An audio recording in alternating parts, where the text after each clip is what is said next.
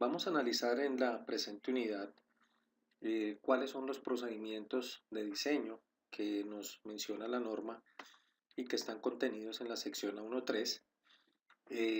Vamos a analizarlo desde un punto de vista más gráfico, diferente al que encontramos en la norma, ya que aparece es un listado donde pues, nos da las recomendaciones. Entonces vamos a hacer un recorrido pues, por esta parte de la norma, donde pues vamos a entender, vamos a buscar la manera de comprender de una forma más clara cuál es el procedimiento que debemos seguir para el desarrollo de una edificación, cuáles son los parámetros de diseño que debemos seguir actualmente en Colombia. Entonces vamos a identificar primero el paso 1. Vamos a revisar cuál es la localización del proyecto, cuál es el nivel de amenaza sísmica y los valores correspondientes a sub A y A sub B, que ya se han analizado ampliamente y que pues están contenidos dentro de la norma. En esta figura 1 es la representación esquemática ilustrativa del procedimiento de localización dentro del mapa de zonificación sísmica del capítulo A2, es decir, ubicar el proyecto si está en zona baja, intermedia o alta. Asimismo, encontramos en la figura 2 la representación esquemática ilustrativa del procedimiento de localización dentro del mapa de valores de A sub A y A sub B del capítulo A2. Entonces encontramos allí unas pequeñas zonas donde nos ofrecen unos coeficientes para A sub A y A sub B, donde pues aparecen, como vamos a revisar más adelante, unas caracterizaciones de esos valores para cada uno de ellos. Entendemos que en las zonas en rojo y que coinciden, pues vemos las zonas de amenaza sísmica alta, de más alto riesgo, de más alta sismicidad, y pues como ya se ha visto en Popayán, Tumaco y demás, pues hemos tenido sismos de gran importancia en el país. Adicionalmente, pues vemos que la mayor parte de Colombia está ubicada en las zonas, digamos que la mitad del país se encuentra en una zona de amenaza sísmica baja y que es allí donde deberíamos concentrar nuestros núcleos o nuestros centros urbanos, pero pues vemos que realmente no es así.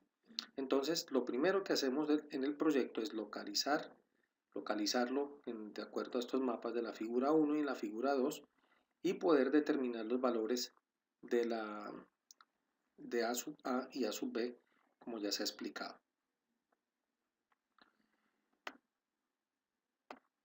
En el paso 2, una vez que ya están ubicados esos valores, vamos a definir los movimientos sísmicos de diseño.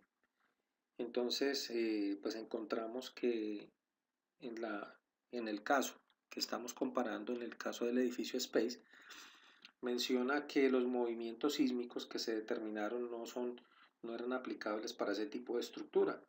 Y ya vamos a revisar algunas consideraciones que debemos tener en cuenta para poder elaborar o determinar estos movimientos sísmicos de diseño. Entonces, de los mapas de zonificación sísmica, que fue lo que hicimos en el paso anterior, sacamos dos coeficientes de aceleración, el valor de A sub A y A sub B, expresado como un espectro de diseño y como una familia de acelerogramas. Entonces, determinados estos coeficientes de aceleración, adicionalmente encontramos estos coeficientes de sitio que vienen determinados por el perfil del suelo, pasando desde los más duros, es decir, un perfil tipo A, hasta un perfil muy desfavorable para cimentar, que es tipo F. Entonces, de allí extraemos estos coeficientes de sitio, F sub A y F sub B, que se retomaron nuevamente en la NSR 10. Adicionalmente, determinamos el grupo de uso de la edificación de acuerdo a la importancia de recuperación con posterioridad al sismo. Entonces, tenemos desde el grupo 1 hasta el grupo de uso 4, entendiendo que los grupos de uso 1 son los más comunes, las viviendas destinadas a, a familias, al uso residencial, digámoslo, y uso 4 son las edificaciones que requieren ser recuperadas de forma inmediata después del sismo. Entonces entendemos ahí los hospitales de primer nivel, etcétera, etcétera. De allí extraemos un coeficiente de importancia y con estos valores que tenemos acá podemos determinar estos movimientos sísmicos de diseño expresados como un espectro de diseño, que es como lo conocemos normalmente, donde se tabulan los valores de S sub A y el periodo de vibración en segundos, y puede ser expresado también mediante una familia de acelerogramas, como se muestra en este caso de la aceleración, además de que se pueden determinar unos resultados de un estudio de microsonificación, como se encuentra determinado para el caso de Bogotá o Medellín, que son los más conocidos. Entonces, este es el procedimiento que aplica para obtener los movimientos sísmicos de diseño. En el caso, digamos, del edificio Space, vemos que el perfil de suelo no fue bien determinado. El grupo de uso pudo estar bien determinado, pero vamos a revisar ahorita unos factores de irregularidad que seguramente no se tuvieron en consideración. Entonces, estos valores que tenemos acá, si revisamos, en realidad casi que diría uno que no tiene nada que ver con el proyecto ni con la geometría, solamente con el tipo de construcción, el perfil de suelo y en qué zona sísmica se encuentra ubicado. Con base en esos datos determinamos los movimientos sísmicos de diseño. Ahora bien, en este paso 3, ¿qué debemos o cuál es el objetivo de este paso 3? Definir las características de la estructuración y del material estructural aplicado. Entonces veíamos los sistemas estructurales de resistencia sísmica. Y aquí hago un paréntesis, que consiste en recordar que cuando veíamos el diagnóstico elaborado por los profesionales de la Universidad de los Andes, digamos que no estaba terminado, no estaba clasificado dentro de estos 4 sistemas estructurales la edificación, es decir, al parecer tenía una mezcla de los unos y los otros, toda vez que encontramos pórticos y se encontraron muros de carga y había algo de mamposterías estructurales. Entonces, digamos que ya lo primero que tenemos que hacer una vez se haya determinado las condiciones de sitio, el tipo de edificación y demás, es determinar cuál va a ser el sistema estructural que resuelve o que se acomoda de la mejor manera para cumplir con todas las solicitaciones de carga. Entonces veíamos que en el sistema de muros de carga, pues naturalmente hay unas cargas verticales y horizontales que deben tener continuidad. Veíamos que habían muros que solamente llegaban hasta ciertos niveles, generándose una especie de piso débil, en algunos casos era el segundo nivel o el tercero, y pues determinaba que no se podía, que no organizaba, no se facilitaba en la distribución de los esfuerzos, tanto verticales como horizontales en la edificación.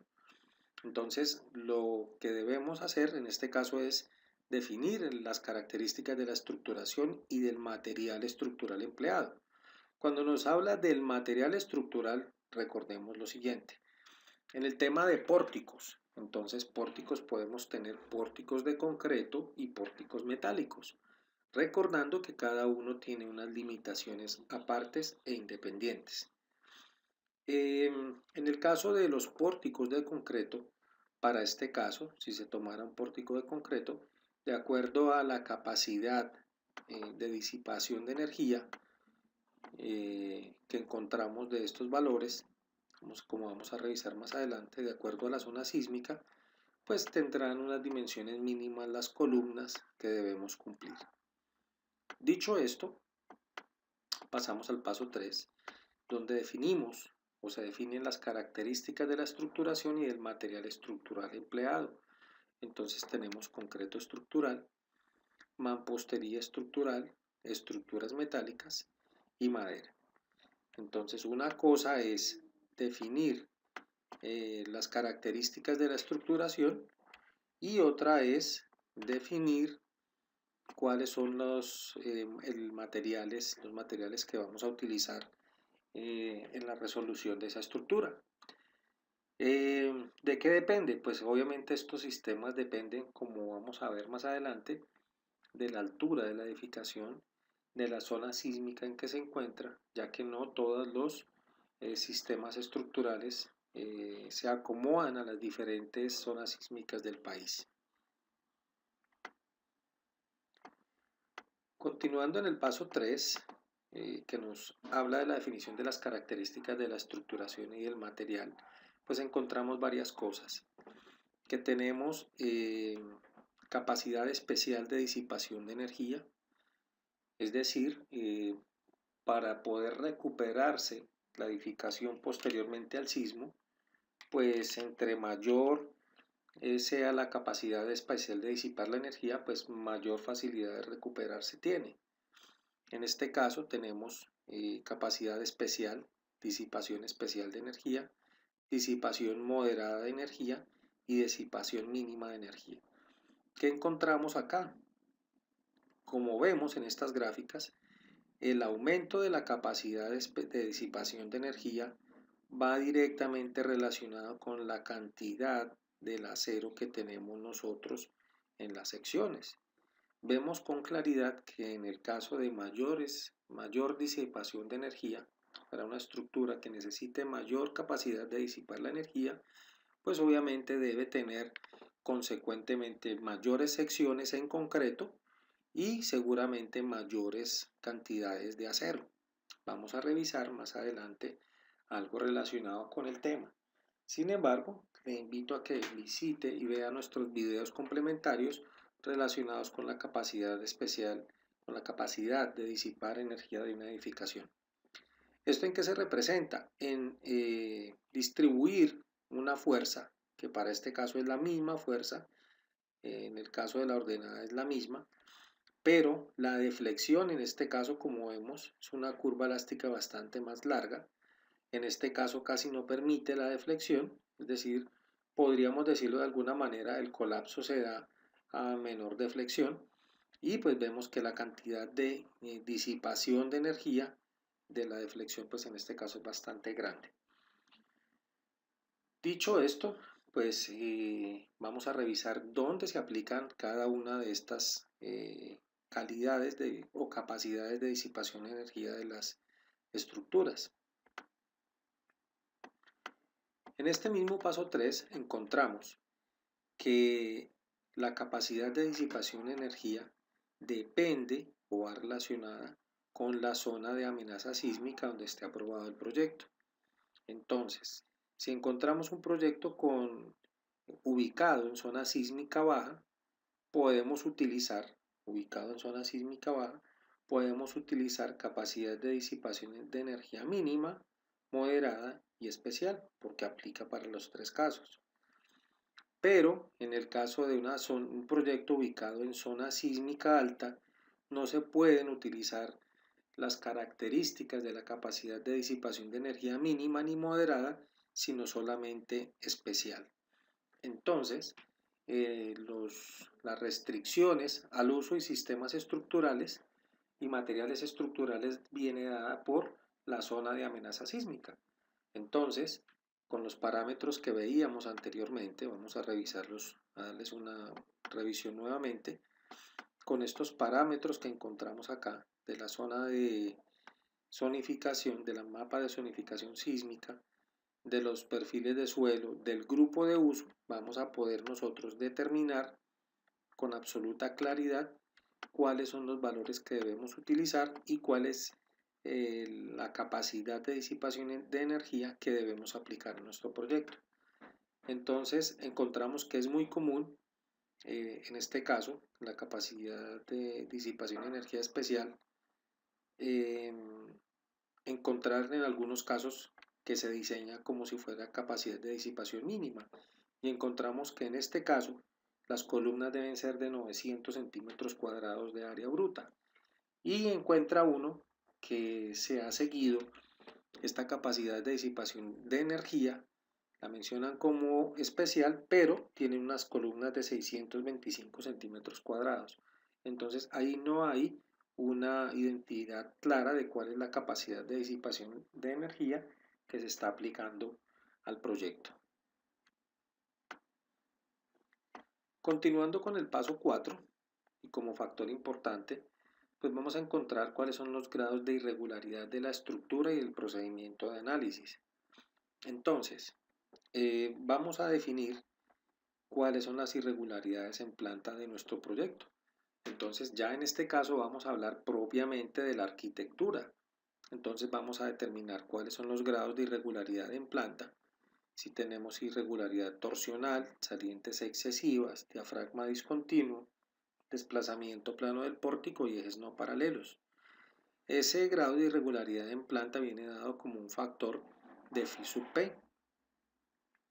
De manera similar, encontramos irregularidad en alzado, donde encontramos un piso flexible, es decir, que tiene mayor altura que otros. Donde encontramos una variación en la masa, pues aquí podemos identificar claramente cómo están los retrocesos excesivos, que justamente encontramos en el edificio Space, esta característica también. El desplazamiento de elementos también lo encontramos, es decir, no había continuidad en el plano vertical respecto del traslado de las cargas. Y el piso débil, un piso que, digamos como en el caso de los ascensores y demás, que se reduce y pues puede generar mayores dificultades en el tema del traslado de las cargas. Eso nos da un grado de irregularidad en el alzado definido como phi sub A, es decir, alzado y planta. Adicionalmente, teniendo en cuenta el perfil de suelo, debemos identificar cuál es ese perfil, debemos analizar el grado de ausencia de redundancia de la edificación, ya lo hemos explicado en otros tutoriales de manera amplia, y pues el grupo de uso de la edificación. Entonces, con estos datos definimos el grupo de uso y el nivel de amenaza sísmica, que fue el que analizamos en el paso 1 de la zona alta, intermedia o baja. Entonces, con todos estos valores ya de la arquitectura, de las características del suelo y del grupo de uso de la edificación, así como de la ubicación de amenaza sísmica, definimos el procedimiento de análisis. Entonces encontramos, para este caso, el método de la fuerza horizontal equivalente, los métodos de análisis dinámico elástico y método del análisis dinámico inelástico. Adicionalmente podemos encontrar otros procedimientos de análisis que pues no los vamos a mencionar, como los no lineales o pushover, entre otros. Dependiendo el grado, dependiendo del perfil de suelo y los grados de irregularidad y demás que nosotros encontremos en el proyecto, podemos definir cuál es el método que más se acomoda a la edificación que vamos a diseñar. No sirve para todas las edificaciones el método de la fuerza horizontal equivalente. Recordemos que tiene unas limitaciones respecto de las características de cómo se presenta o cómo actúa en el caso de los sismos. El método de análisis dinámico elástico podemos decir que es un análisis modal un poco más complejo, pero que puede determinar de cierta manera un poco más la realidad de cómo intervienen las masas en el comportamiento de la edificación.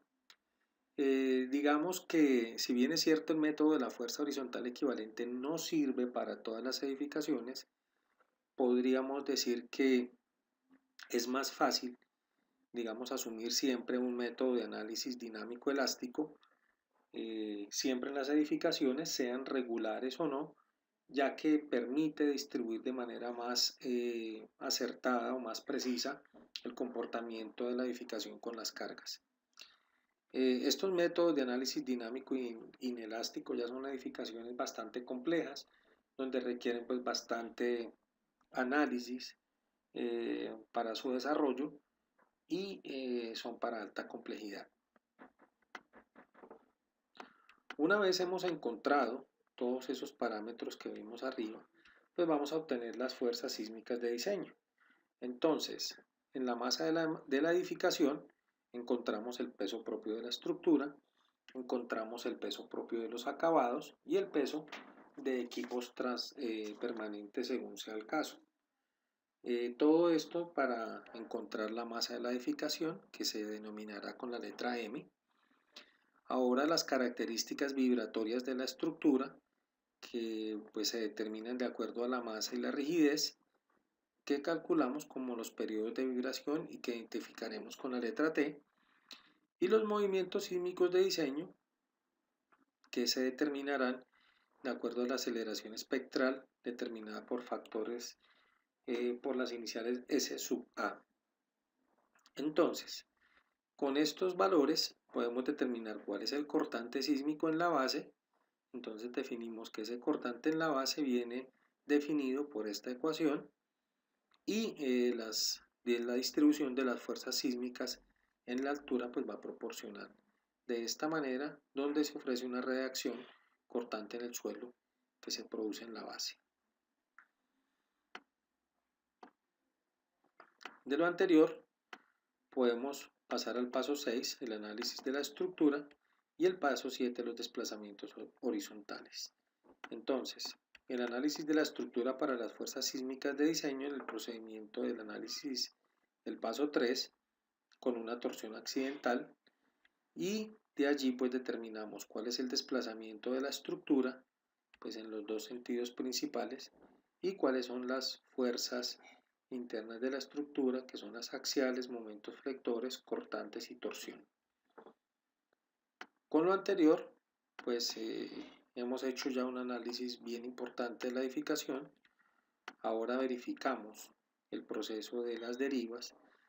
Decíamos que son pues, los desplazamientos que encontramos, en este caso desplazamientos horizontales, y que esa deriva debe incluir los efectos torsionales de toda la estructura y el efecto P delta. Entonces, pues en este caso, digamos para la NSR10 ya están incorporados estos valores, entendiendo que hay un límite para las edificaciones. Esa máxima deriva admisible viene dada por, debe ser menor que el 1% de la altura de la edificación de cada piso. Entonces, para mampostería estructural este límite es de 0,5%. Si la deriva es mayor que la deriva máxima admisible, debe rigidizarse la estructura. Entonces, ¿qué encontramos acá? Acá encontramos algo muy relevante y que tal vez no se da en la mayoría de los casos, y es que para poder determinar y calcular estos valores hemos tenido que pasar por determinar el módulo de elasticidad del concreto.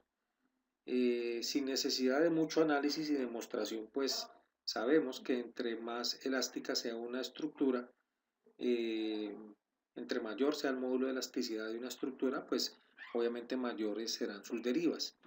Es decir, si tenemos una edificación como esta calculada con un valor de un módulo de elasticidad y de manera paralela calculamos esta misma estructura, es decir, las mismas secciones y demás con un módulo de elasticidad mayor, esa edificación tendrá unas derivas mayores. Eso, como ya lo hemos determinado y lo hemos visto en el video que encontramos en la página inicial donde están los 4 módulos, esto ha hecho que el 70% de las edificaciones para el caso de Bogotá no cumplan con esas derivas máximas, toda vez que tienen o se han desarrollado con módulos de elasticidad que no son los adecuados. Entonces, tomadas las muestras, hechos los análisis y demás, pues se ha determinado que deben ser corregidos, ya que están incluso por encima del 2%, en algunos casos derivas muy cercanas al 3%, lo que está poniendo en riesgo y puede afectar en el caso de un sismo de importancia considerable. Una vez hemos calculado pues las derivas y demás, vamos a diseñar los elementos estructurales. Entonces determinamos el sistema de resistencia sísmica, si son muros de carga, combinados, pórticos y duales. Determinamos el grado de capacidad de disipación de energía, ya la vimos, mínima, moderada y especial. Y con estos valores determinamos un valor de R sub 0 y determinamos los grados de irregularidad en planta, que ya los vimos. Todo esto para hallar este factor de phi sub p por phi sub a y phi sub r, que es la redundancia, y encontramos un coeficiente de capacidad de disipación de energía R, que es el factor que nos permitirá dividir el sismo principal para poder desarrollar o diseñar los elementos estructurales. Este es el coeficiente de disipación de energía R.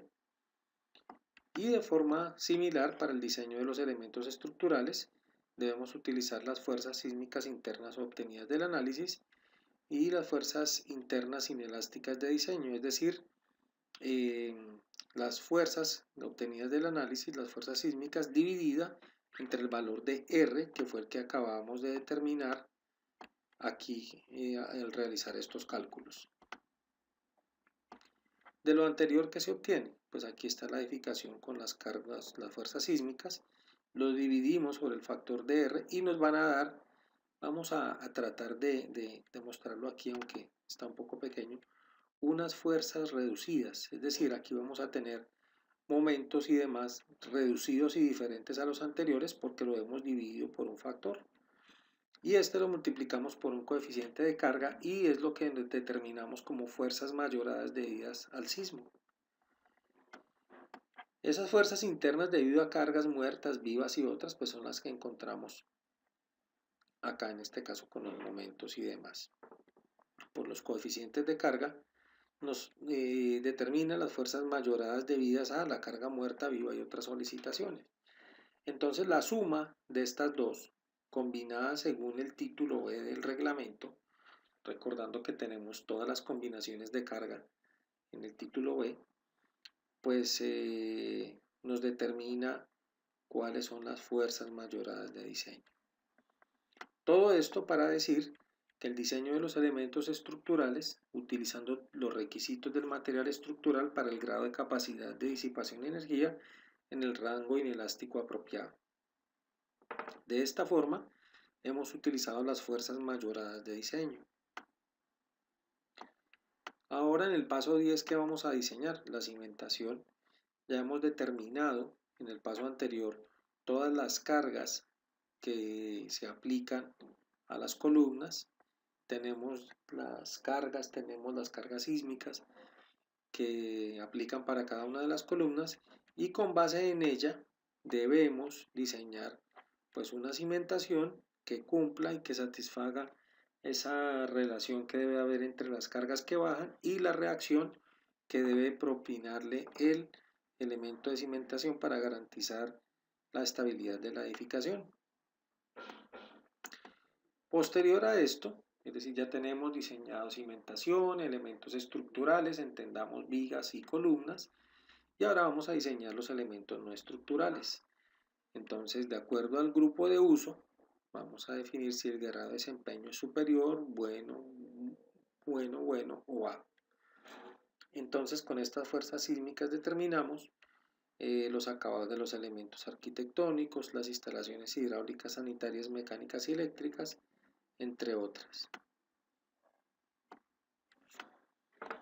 Posteriormente, ya hemos pasado por el tema de diseñar la edificación, vamos a encontrar una revisión de los diseños, que la debe hacer la entidad competente, llámese alcaldía, llámese curaduría, y son ellos los responsables, digamos, en esta parte del proceso, no de garantizar que el diseño esté bien, sino garantizar que se haya diseñado según las normas. Digamos que ese es uno de los vacíos que tenemos porque en las entidades estatales se contratan personas que no cumplen los parámetros que dice la ley 400 del 97 en cuanto a la experiencia y calidad de los profesionales que revisan este tipo de diseños.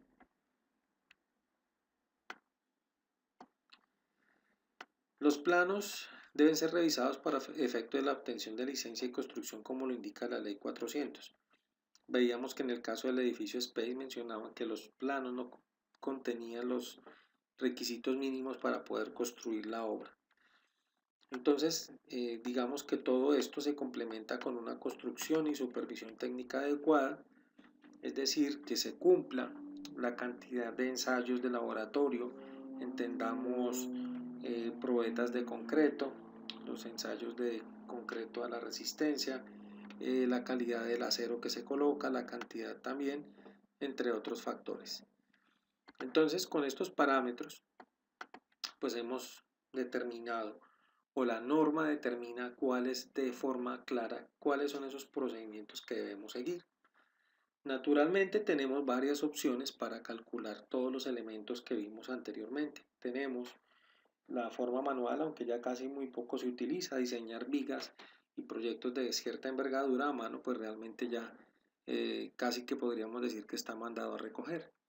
Sin embargo, tenemos la ayuda de importantes programas de diseño como el ETABS, el SAFE para cimentaciones y demás, eh, los que facilitan obviamente de manera importante el tiempo de diseño de una edificación, pero pues adicionalmente requiere pues la revisión de un profesional competente porque debe cumplir con todos los parámetros que nos manda la ley.